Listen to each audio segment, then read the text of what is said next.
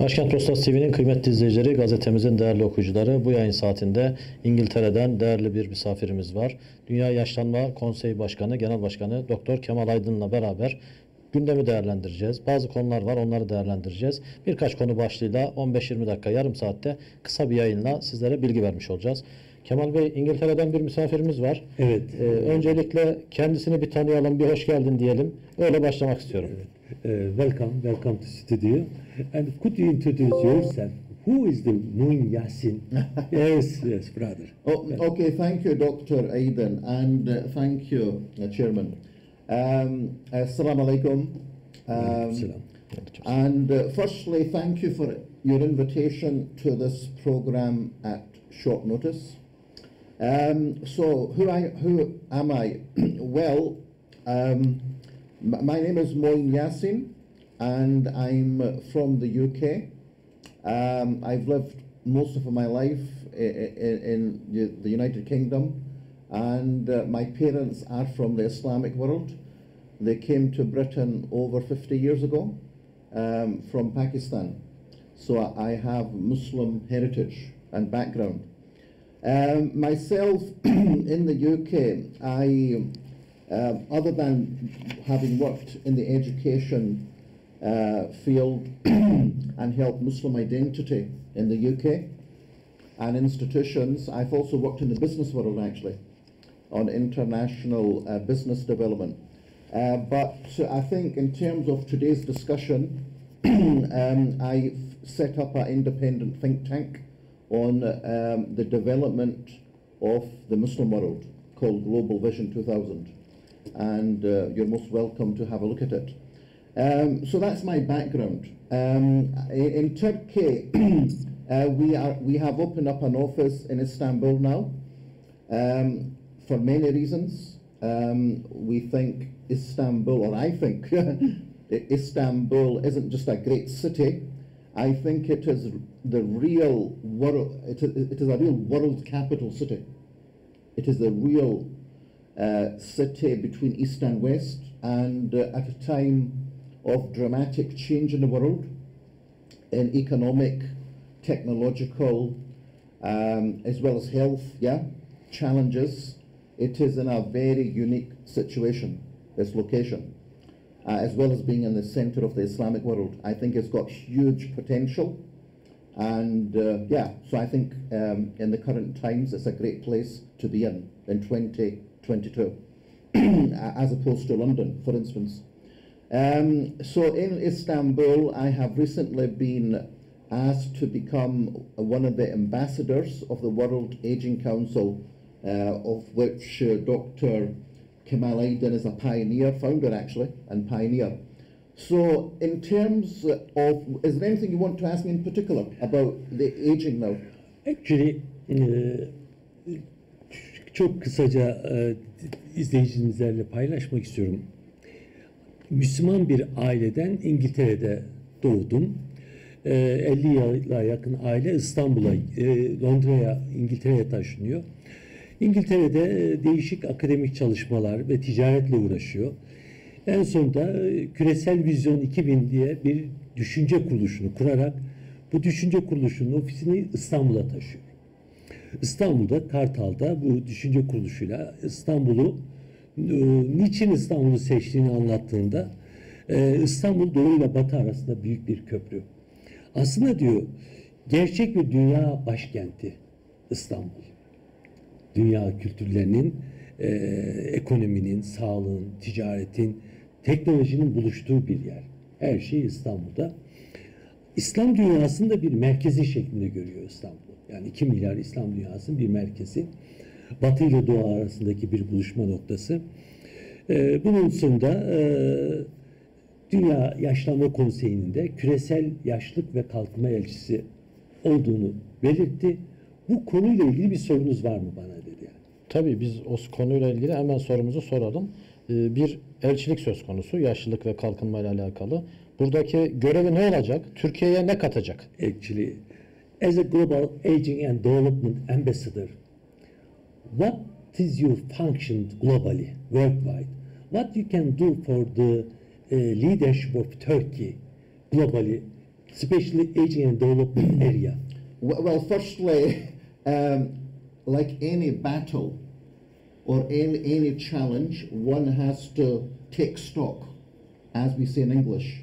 One has to look at the brief and what has been happening in this sector, and also see what one can do as you say in Turkish, what one can do practically.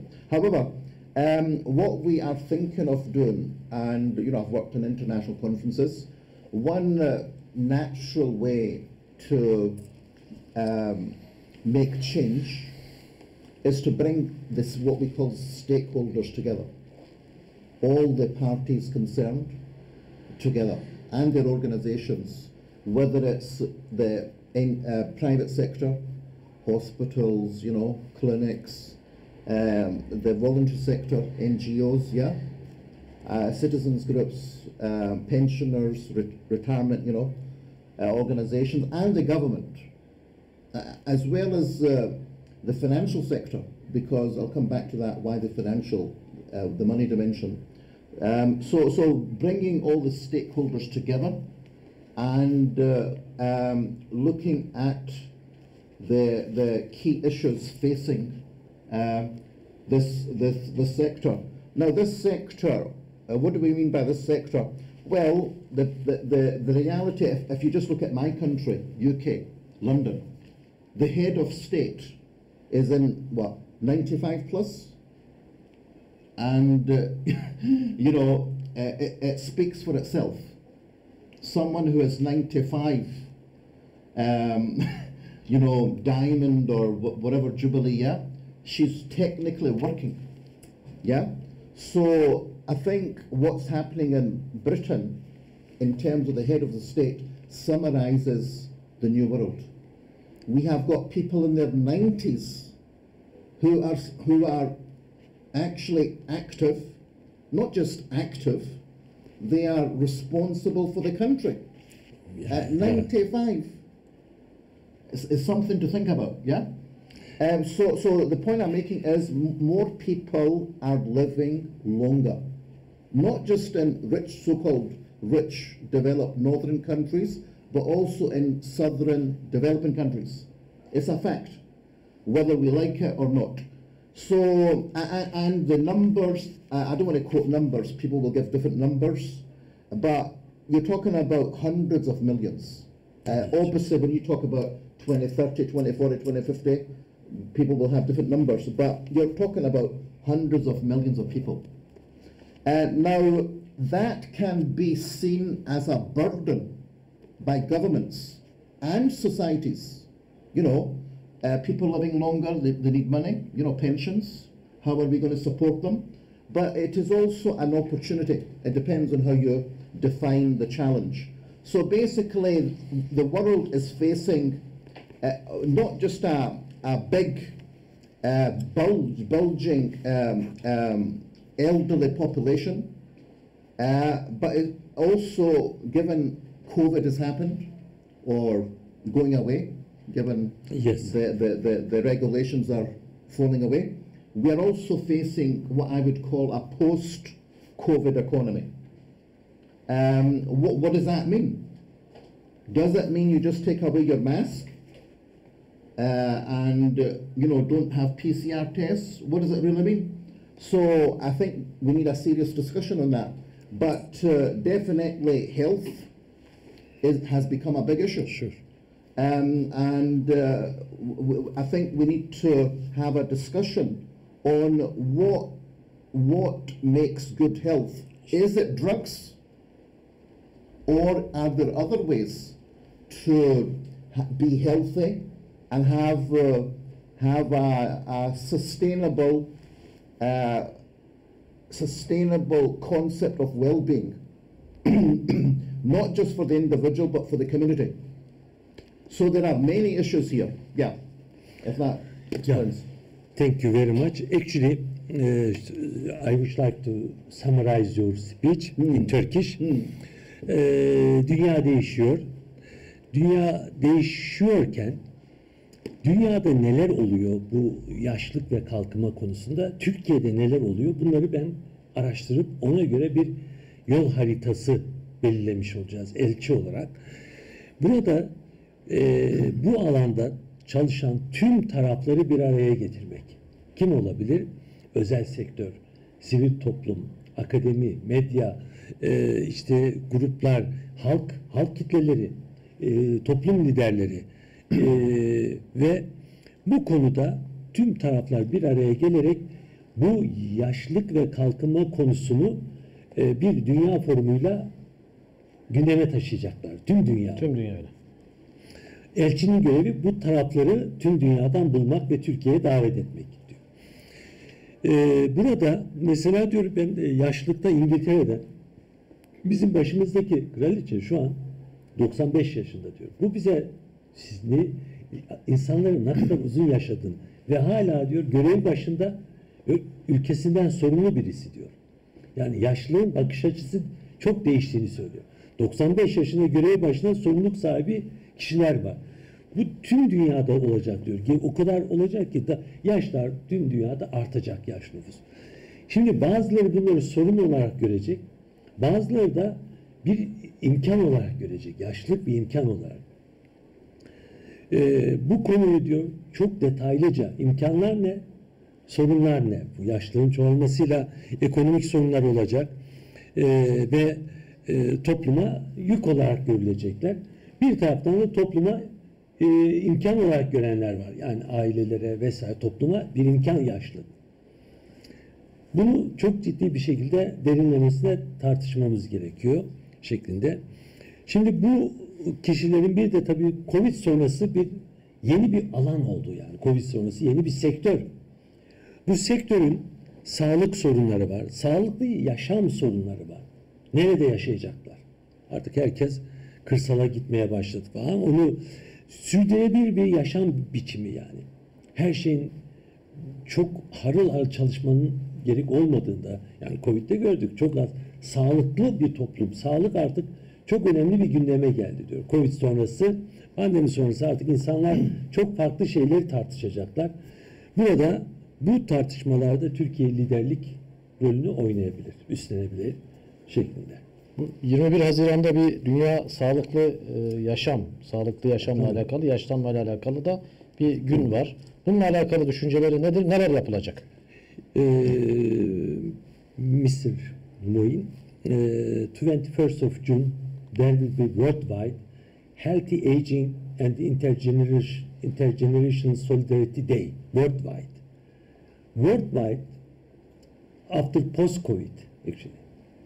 What we can do worldwide for this day to make awareness in the world, this day and week, the awareness worldwide, how we can succeed. Well, I've worked in conferences. Firstly, if you're serious about being global, in the conference industry, you talk about hybrid events. Yeah. So what is hybrid events? It means you have a virtual summit and expo in which you can invite all the continents and countries, you know, to join through the computer. So that should be certainly done if one is serious about having a global, you know, day of solidarity. There should be a virtual, you know, internet-based event and participation, and obviously a physical one, yeah, you know, yes. A real event. Where that takes place is another matter. What city or which venue.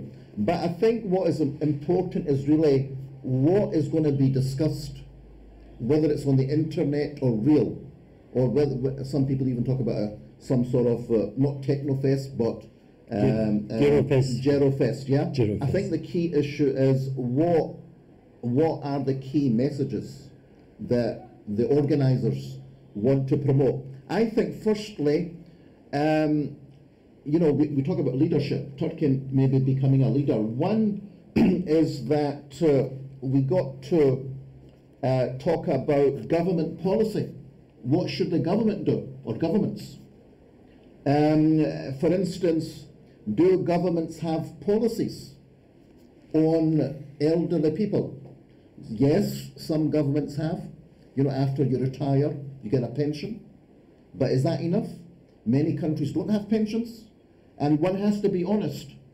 with the global economy in crisis, for different reasons, yeah?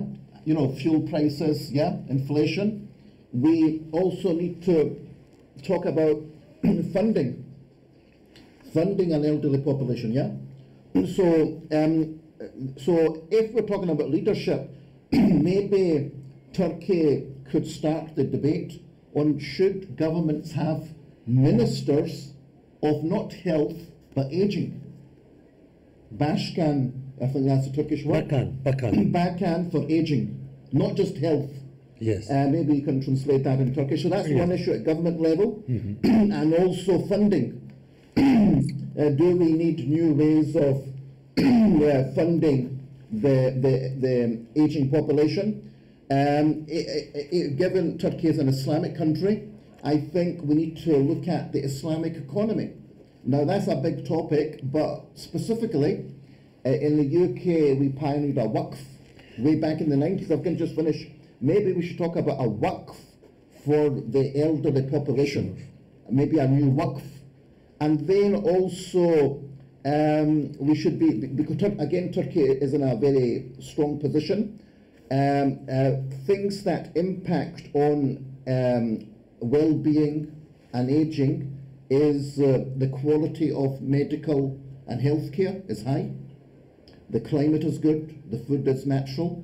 So Turkey can teach a lot, in this respect, and even psychological well-being, the mosques, mind, body, spirit. Yeah, it's not just about food and climate. And also maybe we should be talking about new directions in tourism. It's an opportunity. In a COVID world, yeah, there may be other diseases, yeah, who knows? So we should plan for the worst. Are tourists going to come here for the beach and, the sun? Will it be possible, if the aeroplanes, stop? Not stop, if they are irregular. So maybe Turkey, as I said, it's in a great position, its location. And maybe we should be looking at giving more value. In business we say value add. That if a tourist comes here, let's say you're an elderly tourist, if you want to call it a tourist, you will want health care. Yeah, good health care. So maybe we need to have special health resorts. I don't know what you want to call them. Yes, health resorts. Again, it's a discussion, a debate. Call them health resorts or whatever, not holiday resorts. Yes. Health resorts. It's an opportunity. So maybe Turkey needs to look at new directions in healthcare tourism, which goes maybe even beyond medical, perhaps. Sure. Or maybe a combination. So it's something to think about, actually. There's a lot there. Thank you very much. Thank you very much. Actually, 21 Haziran'da Dünya Sağlıklı Yaşlanma ve Nesiller Arası Dayanışma Günü ve haftasında, farkındalık haftasında hibrit etkinlikler yapılabilir diyor dünya genelinde. Hibrit etkinlikler yani bir sanal ortamda tüm dünyayı, sanal ortamda bir fuar ve expo, tüm ülkeler sanal ortamda toplantıya katılıyor. Milyonlarca insan. Diğer yüz yüze de toplantılar. Yani yüz yüze, ikisi bir arada. Covid'den sonra buna benzer organizasyonlar çok yapılmaya başlandı. Çok büyük firmalar tecrübe kazandı diyor. Diğer bir konu da mesela bunu bir de Teknofest gibi Gerofest diye Sağlıklı Yaşam Festivali. Hani neler yiyeceğiz, neler içeceğiz, nasıl müzik dinleyeceğiz, nasıl yaşayacağız, ne zaman yatacağız, kalkacağız. Yani Covid sonrası yeni yaşam biçimi. Bu konuda büyük bir festivalle de diyor, bu dünya geneline farkındalığı Türkiye üzerinden oluşturabiliriz. Diğer bu konuda Türkiye liderliğinde mesela diyor hükümetler bazılarında emeklilik fonu falan yok. Emeklilerin durumuyla ilgili yeni bir politika geliştirebilirler. Hatta yaşlılık ve yaşlanma bakanlığı kurabilirler. Bakanlık üzerinde bu iş. Çünkü artık yeni bir sektör, yeni bir grup geliyor. Gençlik Bakanlığı gibi Yaşlanma Bakanlığı, Ministry of Aging ve Böylelikle yaşlı nüfusun sorunlarını en üst düzeyde, bakanlık düzeyinde çözebilirler. Bir de bu nüfusu fonlandırmak gerekiyordur. Fon sistemi geliştirebilir. Dünya Yaşlık Fonu, Dünya Yaşlanma Fonu ve Bakım Fonu. Yani bu alanda çalışacaklara, bu alanda yatırım yapanlara destek fonu. Ve bunun fonlama metotlarından bir tanesi İslam ekonomi modeli diyor. Vakıf modeli. Vakıflar kurarak, yoksa diyor direkt bir iş, yani yeni bir sistem var. Hazır bir model var diyor İslam ekonomi sisteminde. Önemli olan diyor, burada Türkiye diyor, sağlık kalite sistemi çok yükseldi Türkiye'nin. Havası çok güzel, gıdaları çok güzel.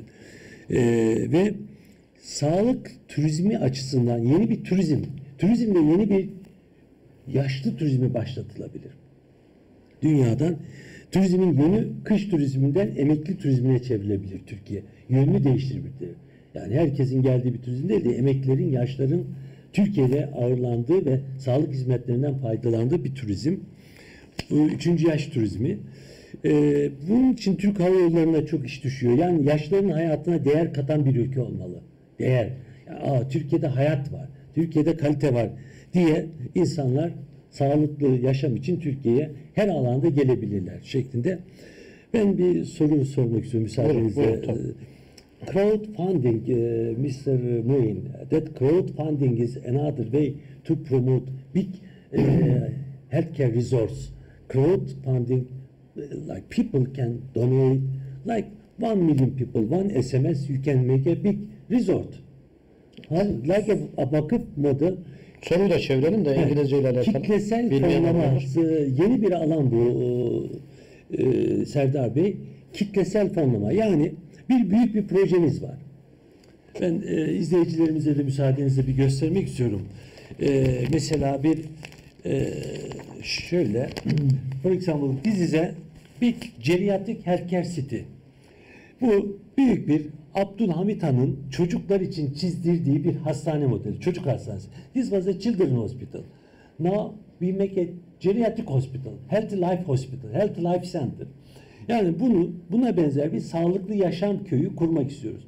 Halka diyoruz ki bu köye her şeysi hazır, vakfı hazır, derneği hazır, izinler alınmış.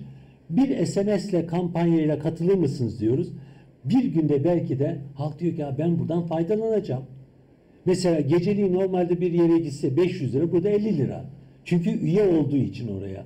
Bir SMS'le katıldığı için bir haftada buranın bütçesi çıkabiliyor. İnternette bir hesap açılıyor. Ve halk bunu fonlandırmış oluyor. Şimdi bunu Türkçe'den İngilizce'ye çevir. Evet. Like a crowdfunding. For example, this is a very nice healthy life center project. People, we are again TV program, Başkent Postası, Başkent TV bunu halka açıyor.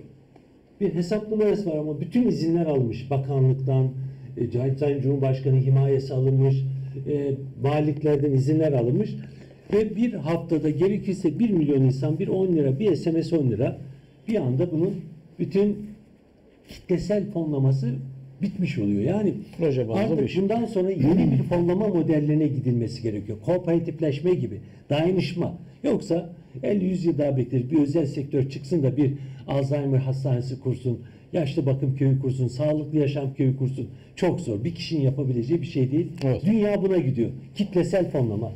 The world is going for crowdfunding in America, like a cancer hospital. You know, the special crowdfunding model is His Excellency Imran Khan started in Pakistan, Şefkat Hanım Memorial Hospital. Now 3 cancer hospital funded by public people. Definitely, you're right. If you look at the Süleymaniye Mosque, I'm looking at it since I'm now in Istanbul, some of the great historical achievements. Süleymaniye Mosque, as you know, isn't just a mosque, it's a whole complex. But we are now in 2022. We cannot imitate that. So we got to look at, as you said, new concepts of well-being, and also how to fund them. I think definitely the Waqf model, which is a charitable endowment, is a good legal structure, but I think it needs to be connected to the government, because there may be issues about, you know, tax and tax exemption, even zakat actually. Zakat. Sure. That's what I mean by Islamic economy. So the waqf, zakat, the government policy, but also, oh yes, maybe it should be non-profit making. Yes. Maybe, as I said, we need to look at the model carefully, including crowdfunding. So what we're trying to do, you know, we've not got Suleiman, you know, the Sultan Suleiman in charge now in 2022. We've got the AKP and Erdogan, which is facing problems with the lira, yeah, and the economy.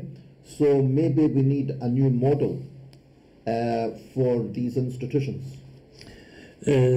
Şöyle, elbette ki diyor. Yani kitlesel fonlama olayı müthiş bir olay. Çünkü mesela Süleymaniye Külliyesi, cami, hastane, okul, eğitim tamamen bir vakıf modeli. 1500'lü yıllarda. Şimdi günümüze geldiğimiz zaman 2022'de aynısını kopyalamayalım. Daha yeni modeller geliştirmemiz lazım. Mesela Şevket Hanım Memorial Hospital, yani Pakistan'da Sayın Başbakan'ın annesi adına yaptırdığı bir kanser hastanesi, halkın kitlesel fonlamasıyla, vakıf modeliyle. Burada diyor devlet de işin içerisinde olmalı. Vergiden muaf tutmalı, kar amacı, çünkü halk devletin sorunu çözüyor. Vakıflar kolaylaştırma, zekat müessesesi. Burada belki Diyanet İşleri Başkanlığı, Vakıflar Genel Müdürlüğü işin içerisinde olmalı. Zekat müessesesi. Hayırla, bu işler hayırlarla yapılmalı şeklinde ve kar amacı olmayan sistemler güdülmeli. Yani sağlıkta, bu insana hizmette kar amacı güdülmemeli ve bunun için de yeni bir model geliştirilebilir şeklinde bize tavsiyeler oldu. Özel soru soracağım. Yusuf İslam'la da bir mesai arkadaşlığı çalışması var. Yusuf İslam deyince ne düşünür kendisi? Birkaç kelime. I have a special questions. Shortly actually. You have worked with Yusuf Islam also. What do you think about that? Birkaç kelime. A few words about your well, I have got fond memories, great memories. It was in the early 90s in London. And yes, he was a pioneer on Islamic charities. I think he was the founder of Muslim Aid. In Britain, alhamdulillah, the Muslims have grown and they collect a lot of money, hundreds of millions apparently, every year. So he set up one of the first charities in the UK, if not Europe, in the 90s, if not earlier. Muslim Aid is still there. And then he went into education, helping national Muslim schools and setting up a waqf. Since then, I think he's gone back to music. And, you know, I don't know how much he's done, but he has done songs, Islamic songs, since then. Yeah. So, yeah. Yani 1990'lı yıllarda biz diyor beraber çalıştık. O dönemlerde Müslümanlar için yardımlaşma kuruluşunu kurdu. Büyük bir vakıf kuruluşu ve 100 milyonun üzerinde pound böyle bir fon topladı diyor fon. Ve bunlarla Müslüman çocuklar için ulusal okullar açtı. Eğitime harcadı bunları. Daha sonra İslami müzik yaparak da İslami müziğe döndü. Hem vakıf sistemini geliştirdi, hem eğitim sistemi müzikle de oradaki topluma faydalı oldu şeklinde öneriler verildi. Peki, vaktimiz son 2 dakika. Son cümlelerini alarak kapatalım. We have last 1-2 minutes, last sentences, what you can advise the public and our watchers. Well, one of the main reasons I'm in Istanbul at a time of a lot of change is I think we need, I've said it elsewhere in my own website, you know, I have my own think tank, is the Muslim world needs an engine. Why do you have an engine? It's for a train. We need a country, not just a city, a country that can, you know, get the Muslim world moving in the right directions. And I believe that, inshallah, Turkey has got great potential, and we should encourage if and when I meet, inshallah, President Erdogan, that is my message, that Turkey should push itself to be a leader for internationalization in the Islamic world. That can take different ways. For instance, on medicine, health care, but there's many other ways it can lead the Muslim world. Yes. Özellikle İslam dünyasının bir motora ihtiyacı var. Aslında motor nedir? Bir şeyi çalıştıran, için hızlandıran. Bu da diyor, bu motor ve hızlı bir motor iyi yönlere yönlendirmeli aslında diyor. Yani bu hızlı yönde iyi yönlerde olmalı. Türkiye'nin böyle bir potansiyeli var Türkiye'nin yönlendirme. Türkiye bu konuda hızlandırılmalı ve İslam dünyası da uluslararasılaştırılmalı. Yani daha böyle global projelerle kalkınmaya yönelik bir yön göstererek, bunlardan bir tanesi sağlık ve tıp olabilir diyor. Diğer birçok alanlarda olduğu gibi. Son cümlesini Türkçe verebilir izleyicilere. Türkçe bildiği kelimeyle de kapatabiliriz.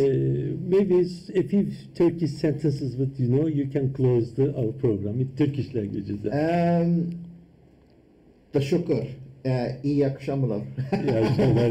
Yeterli. İyi akşamlar. Aleykümselam. İyi akşamlar. Çok güzel. İyi akşamlar. Kemal Bey çok teşekkür ediyoruz. Ben de teşekkür katkınız ederim. için. Çok teşekkür ediyoruz. Thank you. Değerli izleyicilerimiz, Doktor Kemal Aydın ve değerli konumuz İngiltere'den gelmişti. Yaşlılıkla alakalı, 21 Haziran'da konularla alakalı, yapacakları projelerle alakalı bilgilendirmeye çalıştık. Başka programlarda başka konuklarla görüşeceğiz. Sağlıcakla kalın, esen kalın. İyi akşamlar diliyoruz efendim.